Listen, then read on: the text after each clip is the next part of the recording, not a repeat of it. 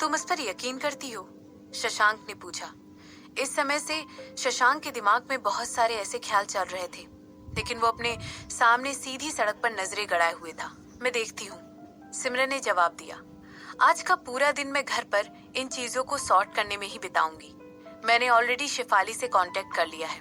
वो यहाँ पर वो सारी फाइल्स लेकर आ जाएगी जिन पर आज मेरे सिग्नेचर की जरूरत है। जो कुछ भी तुम्हारी नानी माँ ने किया वो मुझे बिल्कुल भी अच्छा नहीं लगा। शशांक ने ऐसा कहते हुए तुरंत सिमरन की तरफ देखा और पूछने लगा, उन्होंने कपूर के साथ कुछ भी गलत क्यों नहीं किया? अगर मैं उनकी जगह होता तो मैं किसी को पैसे देकर उन्हें जिंदा जलवा देता। तुम्हारी माँ उनकी इकलौती बेटी थी और कपूर खानदान की वजह से तुम्हारी नानी माँ ने तुम्हारी माँ की जिंदगी के 20 साल से ज्यादा खो दिए थे और उन्होंने इसके लिए कुछ भी नहीं किया। शशांक की ये बिल्कुल ईमानदारी से दी गई ओपिनियन थी और वो चाहता था कि उसकी वाइफ को वाकई में ये फील हो कि किसी के ऐसा करने पर कैसा फील होता है। अगर मैं नानी की जगह होती, सिमरन ने जानबूझकर एक्चुअली और इस बात की पुष्टि की कि शशांक उस पर पूरा ध्यान दे रहा है। उसने बहुत ही गहराई से उसकी आंखों में देखा और क्लियर तरीके से कहने लगी, तो मैं वही करती जो उन्होंने किया था। क्यों? शशांक ने पूछा। इस समय उसके चेहरे पर हर तरफ कंफ्यूजन दिखाई दे रहा था।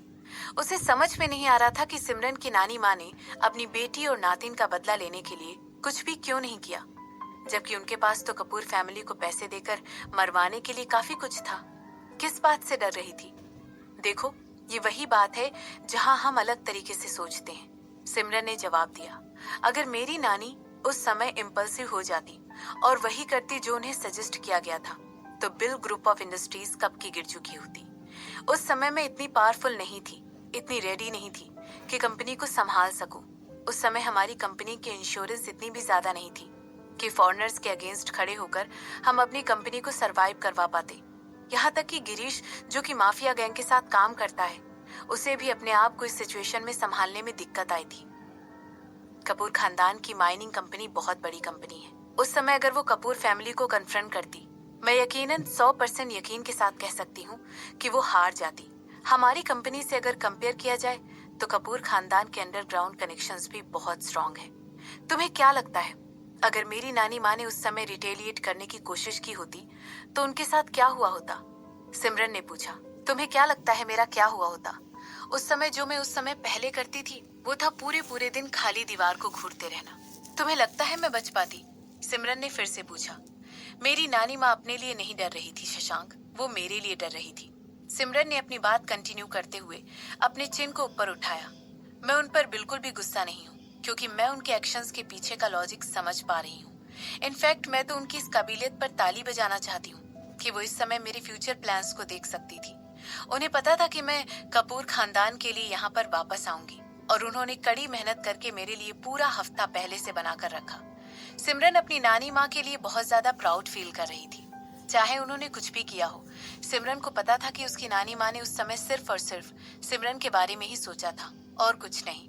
जब मैंने कंपनी को टेक ओवर कर लिया था तब उन्होंने मुझसे कहा था कि मैं इंटरनेशनल अपनी कंपनी को रिप्रेजेंट करूं और अपनी इन्फ्लुएंस को बढ़ाने पर फोकस करूं। उस समय हमारा मकसद ग्लोबल बनना था। उन्होंने अपना बेस्ट किया और मुझे जो कुछ भी आगे आने वाला था उसके लिए पूरी तरह प्रिपेयर कर दिया। और हाँ, देखो आज मैं कहाँ पर हूँ। सिमरन ने अपने चेहरे पर एक स्माइल के साथ कहा। इसके बाद वो आगे कहने लगी, इसके अलावा ये लड़ाई मेरी नानी माँ की नहीं है, ये लड़ाई मेरी है, हमारी, ये लड़ाई हमारी है। शशांक ने सिमरन को करेक्ट करते हुए कहा। सिमरन तुरंत शशांक की तरफ देखने लगी और कहने लगी, हमारी? वाकई में ये लड़ाई हमारी है? ऐसा कहते हुए सिमरन फील कर पा रही थी कि किस तरह शशांक का हाथ उसके हाथ में आ रहा था और उसकी उंगलियां शशांक की उंगलियों के साथ इंटरट्विन हो रही थी। जैसे ही शशांक और सिमरन घर पहुंच गए, सिमरन ने तुरंत डॉक्यूमेंट की तरफ नहीं देखा जो मिस्टर रोशन ने उसे दिए थे। उसे नहीं पता था कि उसे उस ब्रीफकेस में क्या देखने को मिल सकता है और वो नहीं चाहती थी कि उन चीजों को देखकर उसका मूड पूरे दिन नेगेटिव बना रहे और पूरे दिन खराब रहे। बल्कि सिमरन ने खुद को अपने रूटीन पेपर वर्क में पूरी तरह दबा दिया। वो चाहती थी कि वो अपना ज्यादातर काम पूरी तरह फिनिश कर ले ताकि वो जोया के वहां पर आने के मकसद को जानने के लिए फोकस कर सके। काम हो गया। जैसे ही शशांक रूम के अंदर घुसा, उसने तुरंत सिमरन से कहा। कौन सा काम? सिमरन ने पूछा। मिस्टर कपूर, अभी कुछ मिनटों पहले ही उनका एक भयंकर एक्सीडेंट हुआ है। एक्सीडेंट का इतना ज्यादा रहा होगा कि वो पूरी तरह चकनाचूर हो गए होंगे और हो सकता है इस वजह से जोया यहाँ इफेक्ट हो जाए। शशांक ने ऐसा कहते हुए धीरे से अपनी चेयर सिमरन के अपोजिट लगा ली और अपने लैपटॉप को उसके सामने रख दिया। इतनी जल्दी? सिमरन वाकई में बहुत ज्यादा सरप्राइज हो गई थी। एक दिन भी नहीं गुजरा था जब सिमरन ने ये बात मजाक से कही थी और उसने ऑलरेडी जो कुछ भी उसने कहा था वो कर दिया था। ओह, तो क्या तुम चाह रही थी कि एक्सीडेंट कल हो? शशांक ने पूछा। ये मेरा पॉइंट नहीं था, सिमरन ने तुरंत शशांक को काउंटर जवाब देते हुए कहा। कपूर खानदान में तुम्हारे लोग हैं? बहुत बहुत सारे लोग हैं, शशांक ने कहा। और रायचंद फैमिली में? सिमरन जानना चाहती थी कि शशांक की कितनी ज्यादा काबिलियत थी। सेम, शशांक ने तुरंत जवाब दिया। अगर तुम चाहती हो तो मैं उन सबको मरवा भी सकता हूँ। सिमरन ने हाँ में सिर हिलाया, जैसे कि शशांक जो कुछ भी कह रहा था वो बिल्कुल आम बात थी। मिस्टर कपूर का एक्सीडेंट वाकई में दो चीजों को हवा देने वाला था। पहली, जोया यहाँ पर आने के बाद मिस्टर कपूर को मारने की कोशिश करेगी। अब तक उसे पता चल गया होगा कि सिमरन उसे टारगेट कर रही है। और हाँ, मिस्टर कपूर एक विश्वास न करने वाले इंसान है और बहुत ही कमजोर डोर है। या फिर वो अपनी पूरी ट्रिप ही कैंसिल कर देंगी और अपने लोगों को भेजकर मिस्टर कपूर को मरवा देंगी। चाहे जो कुछ भी हो, मिस्टर कपूर का मरना तो तय था। मैं नहीं चाहती हूँ कि मिस्टर कपूर अभी मरे, सिमरन ने जवाब दिया। मरना तो बहुत आसान है, मैं तुम्हें यकीन दिला सकता हूँ कि वो अभी नहीं मरेंगे। मैंने ऑलरेडी मनमीत से कहकर कुछ और लोगों को काम पर लगवा दिया है जो हॉस्पिटल में है। हम लोग भी जाकर उन्हें एक बार होश आने के बाद देख सकते हैं, शशांक ने कहा। गुड, तो फिर मैं जल्द से जल्द उन्हें जाकर देखना चाहूंगी, सिमरन ने कहा। एक्चुअली एक और बात की पॉसिबिलिटी थी। हो सकता है जो यहाँ पर आने के बाद या उससे पहले सिमरन के बिजनेस को खत्म करने की कोशिश करे या उसे किसी तरह का नुकसान पहुंचाने की कोशिश करे। हो सकता है वो चाहती होगी कि सिमरन बिजी हो जाए, बहुत ज्यादा बिजी, और इस वजह से जोया को अपने प्लान पर काम करने का मौका मिल जाएगा। जो इकलौता क्वेश्चन इस समय मेरे दिमाग में है वो है, शशांक ने कहा। मिस्टर रोशन के अकॉर्डिंग जो कपूर फैमिली इस समय स्पेन में है, उन्हें इस बात का अंदाजा नहीं है कि तुम उस समय जिंदा थी। हालांकि वो एक कि तुम्हारे उदयपुर आने से पहले तुम्हारे बारे में पता था। हो सकता है उसे पहले से ही पता था। एक बात जो मुझे समझ में नहीं आ रही है वो ये है कि उसने तब तुम्हें कुछ क्यों नहीं किया। क्या ऐसा इसलिए था क्योंकि वो कॉन्फिडेंट थी कि तुम्हें कभी भी अपनी माँ की हो रहे इवेंट के बारे में पता ही नहीं चलेगा? तुम कभी भी इस बात का पता नहीं लगा पाओगी कि तुम्हारी माँ को किसने मारा है। शायद ऐसा ही हो। आफ्टर ऑल, मैंने कभी भी यहाँ पर अपनी ब्रांच को लाने के बारे में कोई इंटरेस्ट नहीं दिखाया था, मगर मुझे लगता है हमें इस बात को नहीं भूलना चाहिए कि उसने ऑलरेडी हम लोगों को शुरुआत से ही मिसलीड करने के लिए काफी सारे कदम उठा लिए थे। डॉक्टर ऑलरेडी मर चुका है, मगर वो अभी तक हमें इस बात पर विश्वास दिलाती रही है कि वो जिंदा था।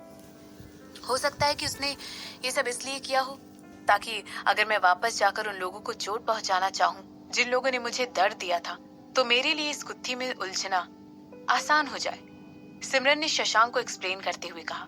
इस बात का इकलौता पॉसिबल एक्सप्लेनेशन सिर्फ यही हो सकता है कि उसने मुझे अंडर एस्टिमेट किया। मेरा मतलब है तब मैं वाकई में बिल्कुल भी क्लूलेस थी और बेवकूफ भी थी।